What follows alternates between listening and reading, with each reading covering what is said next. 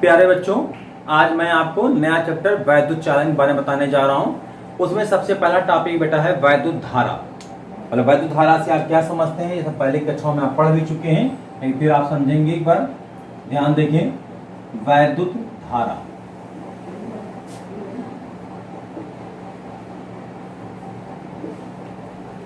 आवेश प्रवाह की दर को वैद्युत धारा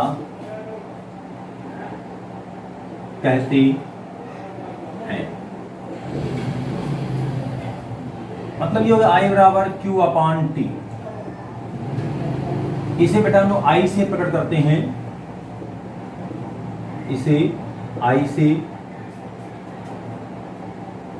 प्रकट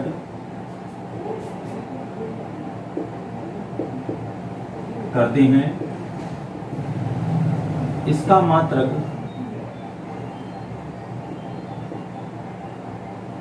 एम्पियर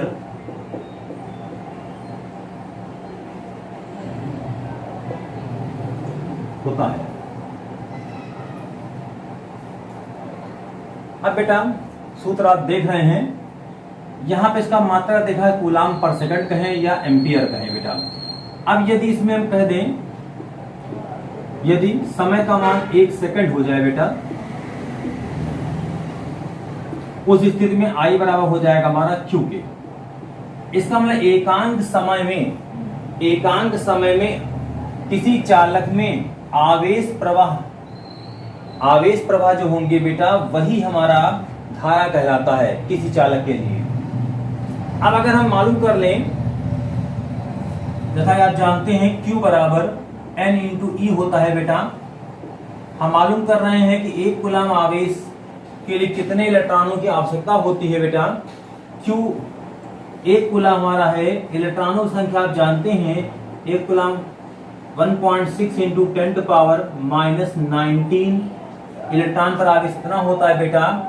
ये आपका हो जाएगा, अगर इसको आप सॉल्व करते हैं तो 6.25 इंटू 10 टू पावर 18 इतने इलेक्ट्रॉन प्रति सेकंड। मतलब किसी चालक पर 1 कूलाम आवेश प्रवाहित जब होते हैं तो उस समय उस पर इतने कूलाम आवेश प्रति सेकंड प्रवाहित होते हैं, इतने कूलाम इलेक्ट्रॉन पर सेकंड।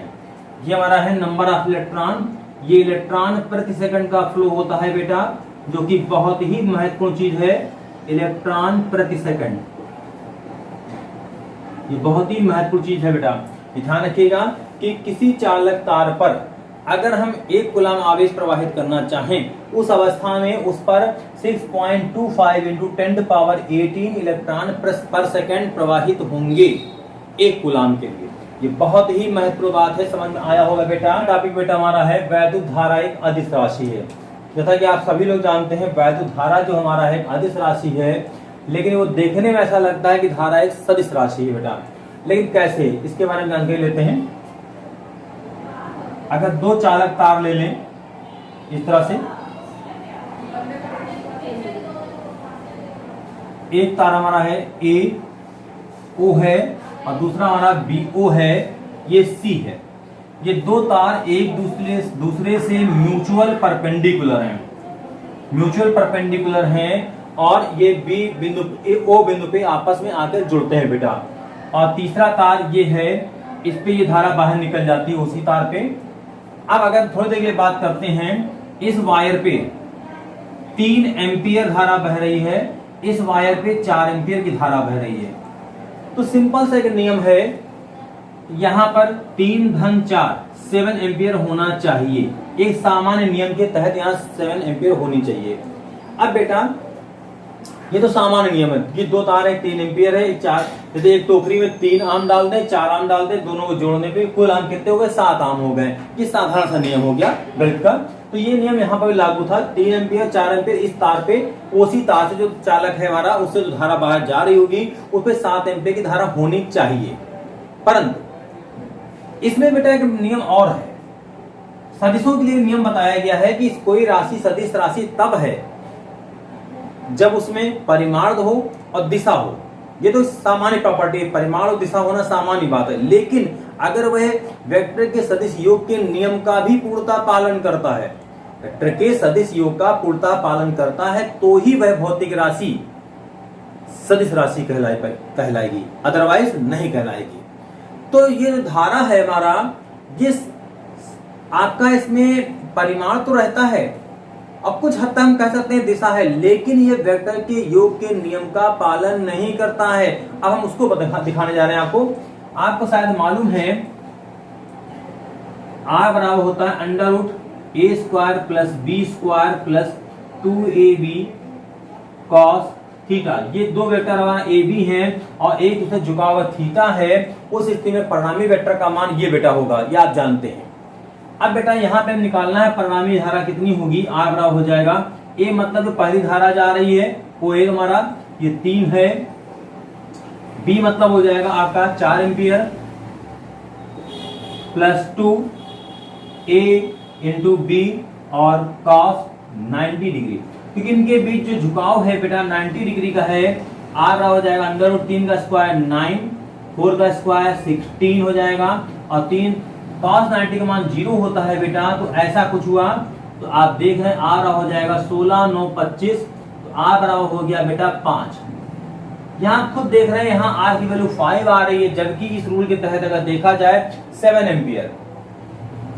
सदिश वेक्टर सदिश योग ये कहता है, अगर इसको देखते हैं तो हमारा धारा का मान 5 एम्पियर होना चाहिए, जबकि व्यवहारिक रूप से देखा गया सामान्य गणित के नियम से देखा जा रहा है, मल्टीमीटर धारा को चेक करते हैं तो वो इतना बताता है। इसका मतलब ये हुआ इस सदिश योग के नियम का धारा जो हमारा है ये पालन नहीं करती है, धारा पालन नहीं करती है। इस कारण से ये वैद्युत धारा जो हमारी है बेटा एक अदिश राशि है, क्योंकि ये वेक्टर के सदिश योग जो होता है नियम, उसका पालन ये पूर्णतः नहीं करती है। हमारे ख्याल में आपको अच्छे से समझ में आ गया होगा। ओके, धन्यवाद। अब बेटा अगला टॉपिक हमारा है अपवाह वेग।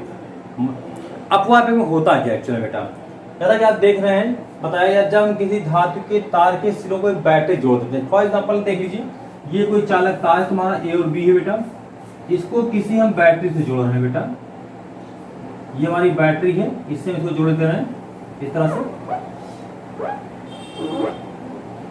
अब इससे जो भी हम पोटेंशियल लगाते हैं ये हमारी कुंजी है। अब ये जब इससे हमारी धारा जाएगी बेटा, ये आई धारा जा रही है चालक तार में ए बी में।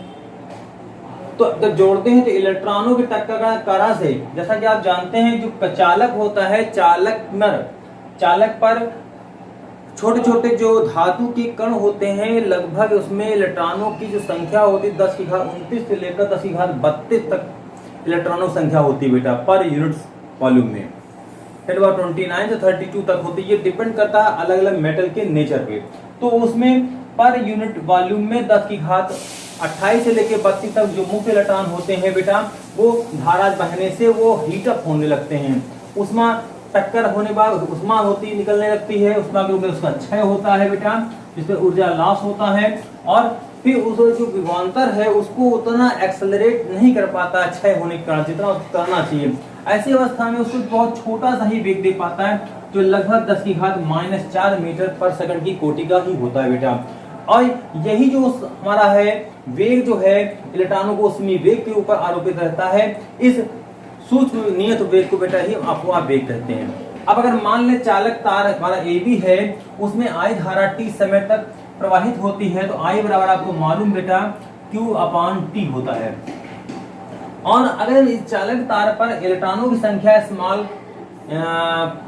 स्मॉल n है और इलेक्ट्रॉन का आवेश E है, तो आप जानते हैं Q बराबर होता है बेटा N × E। इसका मान इसमें धर दीजिए, I बराबर हो जाएगा NE/T।